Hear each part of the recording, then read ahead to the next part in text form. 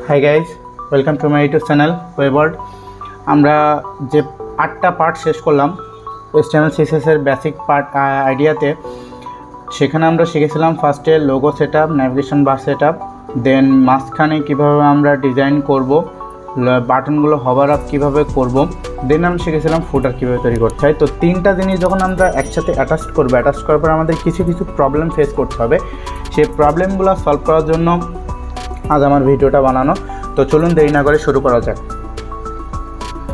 তো 3টা জিনিস আমরা একসাথে এখানে দেখা যাচ্ছে অ্যাড করেছি।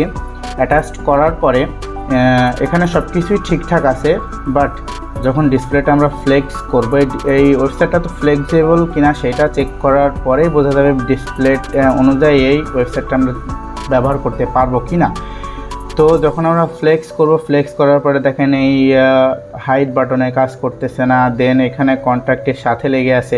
তো এইগুলাই আমরা সলভ করব। তো এটা সলভ করার জন্য আমাদেরকে এটার কোডিংয়ে চলে যেতে হবে। আমরা কোডিংয়ের ভিতরে যাওয়ার পরে স্টাইল CSS চলে যাব, ইন্ডেক্সের ভিতরে চলে যাওয়ার পরে এই যে ডিজাইন ইউর ওয়েবসাইট, এটা ছিল আমাদের ডিপ ক্লাস ব্যানের ভিতরে। তো আমরা সোজা ব্যানের ভিতরে চলে যাব। ব্যানের ভিতরে চলে যাওয়ার পরে আমরা টোটাল এই যে এখানে এর ভিতরে CSS করেছিলাম, এটা টোটালি আমরা হোয়াইট বাদে ক্লিয়ার করে দেব, ক্লোজ করে দেব। ক্লোজ করে দেওয়ার পরে আমরা এটা নতুন করে আমরা স্টাইল CSS করব। এখানে আমরা টাইপ করব, এখানে হোয়াইটের পরে দিব, লেফট দিব 50%, লেফট 50%, দেন পজিশন দিব আনসেট, পজিশন দিব আনসেট, অ্যান্ড টপ দিব 50%, টিউপিড টপ, টপ দিব 50%, দেন টেক্সট অ্যালাইন দিব সেন্টার, টেক্সট অ্যালাইন দিব সেন্টার, দেন কালার দিব COLOR, কালারটা দিব হোয়াইট, হ্যাশট্যাগ FFF, কালার দিব হোয়াইট। Ctrl+S প্রেস করলাম, প্রেস করার পরে ওয়েবসাইটটা রিফ্রেশ করলাম। রিফ্রেশ করার পরে দেখেন এখান থেকে উপর থেকে সরে আসছে, আরও সরে এসেছে, বাট এখন দেখি আমাদের এই বাটনে কাজ করে কিনা। হ্যাঁ, এখন দেখেন সঠিকভাবে কাজ করতেছে, আর লেখাগুলো এর উপরে চলে আসতেছে না। লেখাগুলো আগে এর উপরে চলে আসতেছিল এবং বাটনে কাজ করতেছিল না। আগে কি যেমনভাবে ছিল সেটা আপনাদেরকে একটু দেখিয়ে আসি। এখানে টোটালটা আমি ক্লোজ করে দিলাম।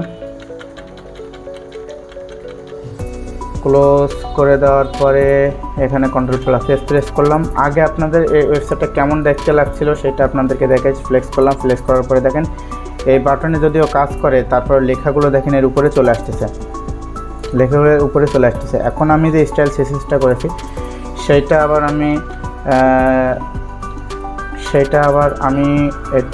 আবার নিয়ে আসবো। সেটার জন্য এটা ক্লোজ করলাম, সবগুলোকে ডিলিট করব। ডিলিট করে আমি আবার স্টাইল CSS করতেছি, ভালো করে দেখবেন। এখানে লেফট দিব 50%, দেন পজিশন দিব, দেন পজিশন দিব আনসেট, অ্যান্ড টপ দিব 50%, টপ দিব 50%, দেন টেক্সট অ্যালাইন দিব সেন্টার, টেক্সট অ্যালাইন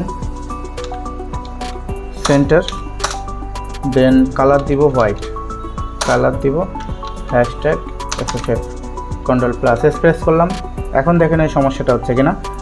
ডিসপ্লে ওয়েবসাইটটাকে একবার রিফ্রেশ করে নিলাম। রিফ্রেশ করে নেওয়ার পরে দেখেন এখন আর ওই সমস্যাটা হচ্ছে না, লেখাগুলোর উপরে চলে আসতেছে না।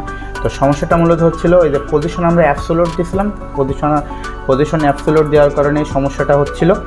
এখন আমরা এই লেখাটাকে ঠিকঠাকভাবে সেট আপ করবো। ঠিকঠাকভাবে সেট আপ করার জন্য আমাদেরকে অবশ্যই এই যে আমরা আমাদের যে কন্টেইনারের এই যে প্যাডিং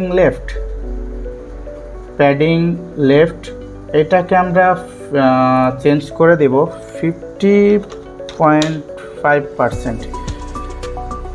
Ctrl+S প্রেস করলাম, এটাকে রিফ্রেশ করলাম, রিফ্রেশ করার পর দেখেন মাঝ বরাবর চলে আসছে। এখন আমাদের এটাকে সঠিক জায়গায় বসাতে হবে। তো এটার জন্য আমাদেরকে ইন্ডেক্সে চলে যেতে হবে। ইন্ডেক্সে চলে যাওয়ার পরে আমরা এই যে কন্টেইনার নিয়েছিলাম, কন্টেইনারের যে মাঝ বরাবর কন্টেইনারের মাঝে এই যে ডিপ ক্লাস কন্টেইনার এই যে ব্যানের উপরে এই বরাবর আমরা বিআর ট্যাগ নিব। বিআর ট্যাগ এখানে ক্লোজ করলাম। বিআর ট্যাগটা আমরা কপি করলাম। কপি করার পরে এটা আমরা পেস্ট করব টোটাল 6 বার, 2 3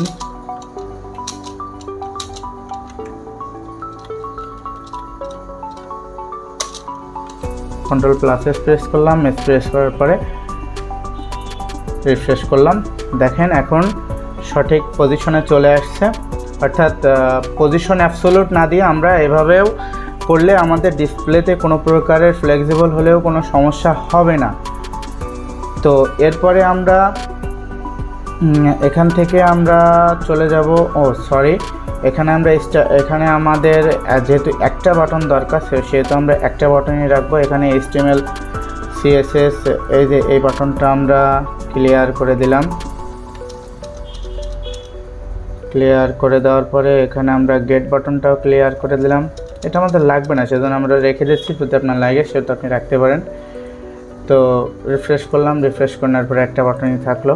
দেখেন ডিসপ্লেটা এখন ঠিকঠাকই আছে, বাট নিচের যে ফুটার এটা আমাদেরকে একটু নিচে নিয়ে আসতে হবে। এটা নিয়ে আসা খুবই সোজা। আমাদেরকে সোজা ফুটারে চলে যেতে হবে। ফুটারের যে ডিবের পরে আমরা যে ফুটারটা নিয়েছিলাম এই ফুটারের আগে আমাদেরকে কয়েকটা ব্রেক দিয়ে দিতে হবে। কন্ট্রোল প্লাস ভি প্রেস করলাম। আবারও এখানে আমরা কন্ট্রোল প্লাস ভি প্রেস করলাম, 2 বার ব্রেক দিলাম। ব্রেক দেওয়ার পর রিফ্রেশ করলাম। কন্ট্রোল প্লাস এস প্রেস করলাম, রিফ্রেশ করলাম। রিফ্রেশ করার পরে দেখেন এটা চলে আসছে নিচ বরাবর। এখন দেখেন ওর সাথে উপরে যে আমাদের ডিপটা ছিল উপরের মাঝখানের কন্টেন্টের সাথে নিচের কন্ট্যাক্টটা সেটা নিচে চলে আসছে। আর নিচে আমাদের দেখা যাচ্ছে যে একেবারে নিচে লেগে গেছে। তো এইটার জন্য আমাদেরকে আমরা যদি নিচে এই যে ফুটারের নিচে আমরা যদি আবারও ব্রেক দিয়ে দিই, কন্ট্রোল প্লাস ভি, এখানে 2 বার আমরা ব্রেক দিয়ে দিলাম। ব্রেক দিয়ে দেওয়ার পরে রিফ্রেশ করলাম। রিফ্রেশ করার পরে দেখেন নিচে আমাদের একটু জায়গা চলে আসছে। আমাদের জায়গাটা যদি আর একটু বেশি লাগে তো তার জন্য আমরা আবারও ব্রেক দিয়ে দেব। দেওয়ার পরে দেখেন আর একটা স্পেস চলে আসবে, মাঝ বরাবর একটা স্পেস চলে আসবে। দেখেন নিচে স্পেস চলে আসছে।